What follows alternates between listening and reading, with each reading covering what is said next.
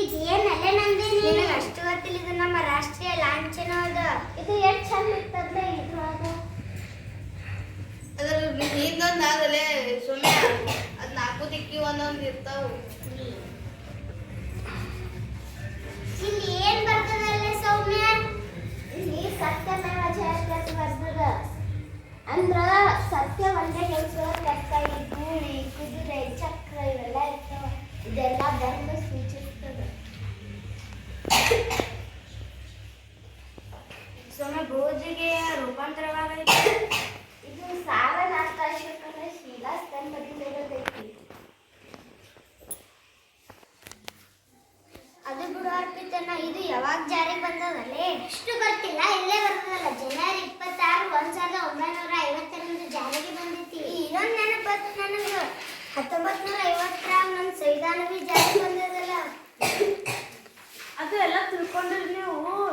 ಇದು ನಮ್ದು ಧ್ವಜದೊಳಗೆ ಬಿ ಬಿಳಿ ಪಟ್ಟಾಗ ಐತಲ್ಲ ಈ ಚಕ್ರ. ಅದ್ರಾಗ ಇದ್ರಾಗ 24 ಗೆರೆ ಅದಾವಲ್ಲ. ಅದ್ರಾಗೂ 24 ಗೆರೆ. 24 ಗೆರೆ ಏನ್ ಸೂಚಿಸ್ತಾವ? 24 ಗೆರೆಯು ಟೈಮನ್ನು ಸೂಚಿಸ್ತಾವ. ಸತ್ಯಮೇವ ಜಯಂತಿ ಯಾವ ಲಿಪಿಯಲ್ಲಿ ಬರ್ತದ? ನಿಮ್ಗೆ ಅಷ್ಟು ಗೊತ್ತಿಲ್ಲ. ದೇವನಾಗರಿ ಲಿಪಿಯಲ್ಲಿ ಬರೆದದ. ಅದು ಬಿಟ್ಟು ನಾವ್ ಎಲ್ಲ ತಿಳ್ಕೊಂಡಿವಿ. ಇದು ಏನಾದ್ರು ತಿಳ್ಕೊಂಡಿಲ್ಲಲ್ಲ. ಅದು ನಮ್ಮ ರಾಷ್ಟ್ರವು ಕಮಲ ಗಪ್ಲೆ ಐತಿ. ಎಷ್ಟು ಮಸ್ತ್ ಐತಿಲ್ಲ ಅದು? ಹೌದಲ್ಲ. ನಮ್ಮ ರಾಷ್ಟ್ರ ಲಾಂಛನ ಎಷ್ಟು ಇದು ವಿಶೇಷವಾಗೈತಲ್ಲ. ಹೌದು. ಈಗ ನಾವು ಬಿ ಸತ್ಯನೇ ಹೇಳುದು, ಸುಳ್ಳತ್ತು ಏನು ಹೇಳುದು ಬೇಡ. ಇಲ್ಲಿ ಸತ್ಯ ಒಂದೇ ಬರ್ದದ್ರಲ್ಲಿ ನಾವು ಯಾರು ಸುಳ್ಳು ಹೇಳೋದು ಬೇಡ. ಎಲ್ಲರೂ ಸತ್ಯ ದಾರಿಯಲ್ಲೇ ನಡೆಯೋದು. ನಮ್ಮ ಗಾಂಧೀಜಿಯವರು ಎಲ್ಲ ಸತ್ಯವನ್ನ ನುಡಿಬೇಕಂತ ಹೇಳ್ಯಾರಲ್ಲ. ನಾವು ಸತ್ಯದ ದಾರಿಯಲ್ಲೇ ಅಳವಡಿಸಿ ಹೋಗೋಣ. ನಿನ್ನೆ ನೀವು ನಾನು ಅಲ್ಲಿ ಸಾಲಿ ಬಂದಿರಲ್ಲ, ನಿನ್ನೆ ಟೀಚರ್ ಪಾಠ ಹೇಳಿದ್ರು. ಇದು ಚಿತ್ರ ಯಾವ್ದೈತಿ? ಇದು ಚಿತ್ರ ಯಾವ್ದೈತಿ? ಇದು ಚಿತ್ರ ಯಾವ್ದೈತಿ?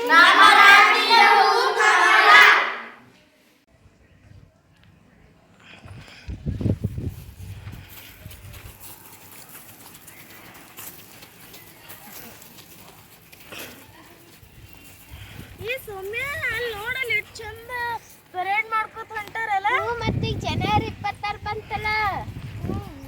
1950 ಜನವರಿ 26ರಂದು ಗಣರಾಜ್ಯ ಜಾರಿ ಬಂದ ಗಣರಾಜ್ಯ ಸಂವಿಧಾನ ಜಾರಿ ಬಂದೈತಿ.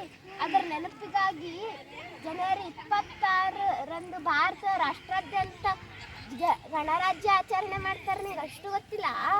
ಮತ್ತು ಸ್ವಾತಂತ್ರ್ಯ ದಿನಾಚರಣೆಯನ್ನು ಇದೇ ರೀತಿಯಾಗಿ ಆಚರಣೆ ಮಾಡ್ತಾರಲ್ಲ. ಅದ್ರ ಬಗ್ಗೆ ಸ್ವಲ್ಪ ತಿಳ್ಕೊಳ್ಳೋಣ.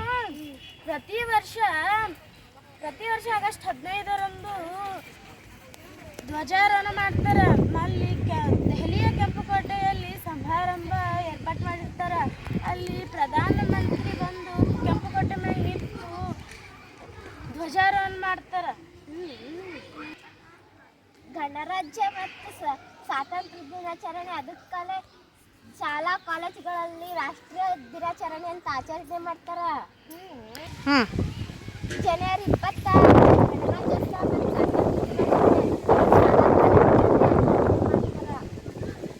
ಎಷ್ಟು ವಿಶೇಷ ಅಂತಲ್ಲ ನಮ್ದು ಸ್ವಾತಂತ್ರ್ಯ ಮತ್ತು ಗಣರಾಜ್ಯೋತ್ಸವ.